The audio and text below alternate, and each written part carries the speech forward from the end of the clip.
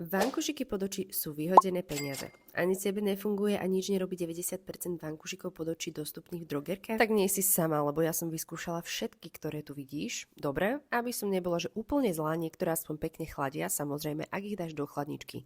Po týchto tu vidím menší opuch, ale teda žiaden zázrak. Väčšinou sa tie zloženia vankušikov krútia okolo kyseliny hyaluronovej, ktorá je aj tak na posledných priečkach v zložení. Ale keďže ja skúšam, aby ste vy nemuseli, našla som mi konečne jedny, ktoré naozaj reálne fungujú. Pozor, majú aj prírodné zloženie, ale bohužiaľ ich nenájdete v drogerke. No nebudem vás už dlho naťahovať, sú to tieto hydrogelové vankušiky od značky Solola a poviem vám, že sú môj malý, veľký zlatý zázrak, a to doslova. Obsahujú 24-karátové zlato, retinol, vegánsky kolagén, čo mne sa veľmi páči, že nemajú len ten chladivý efekt, ale sú nabité aktívnymi látkami a extraktami. To očné okolie ostane brutálne hydratované, prejasnené a za ďalšie, ak to budeš aplikovať poctivo pravidelne, tak ti bude slúžiť aj ako anti-aging. Ženy, konečne som nám našla vankušiky pod očí, ktoré nie sú vyhodené peniaze. Reálne fungujú, aj niečo robia pod tým očným okolím. Ženy, a dokonca som nám vybavila aj 15% zľavu na stránke sololabeauty.sk. Takže neviem ako ty, ale ja si idem urobiť poriadne zásoby.